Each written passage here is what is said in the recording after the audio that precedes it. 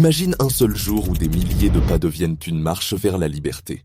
Un 17 novembre où des étudiants déclenchent un tremblement politique qui s'étend à toute une nation.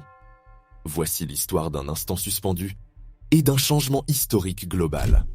C'était 17 novembre 1989, à Prague, en Tchécoslovaquie. Une simple commémoration étudiante se transforme en un moment de rupture planétaire. Des milliers d'étudiants descendent dans les rues pour marquer la journée internationale des étudiants.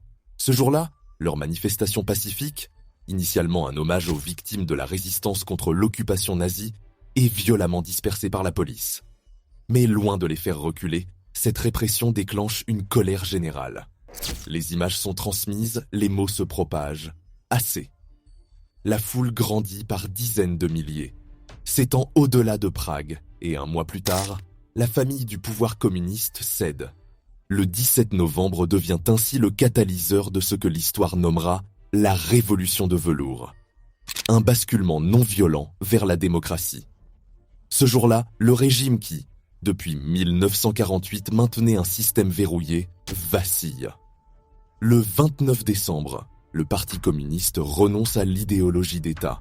Le 6 décembre, 10 millions de citoyens tchécoslovaques, chiffre symbolique, manifestent et chantent. East plus West, let's together. Le 17 novembre est donc plus qu'un souvenir. C'est l'étincelle de l'émancipation. Dans une Europe encore divisée par la guerre froide, le message était clair. On peut changer sans effusion de sang, simplement par la lucidité, l'unité et le courage collectif. Ce 17 novembre, le poids des slogans cède face à la puissance des marches. Municipaux, ouvriers, étudiants, familles entières convergent vers les centres-villes. Les chars restent à l'écart. Les dirigeants vacillent. Loin du tumulte meurtrier de nombreux soulèvements, la révolution de velours prouve qu'un peuple peut faire tomber un mur intérieur avant le concrète.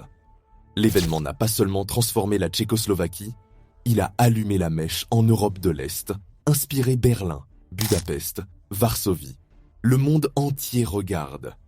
Un seul jour devient symbole. Leçon à retenir. Quand la vérité est marchée, les chaînes se fissurent. La liberté ne s'obtient pas toujours par la force. Parfois, elle naît d'un cri collectif, d'un pas donné en commun, d'un 17 novembre.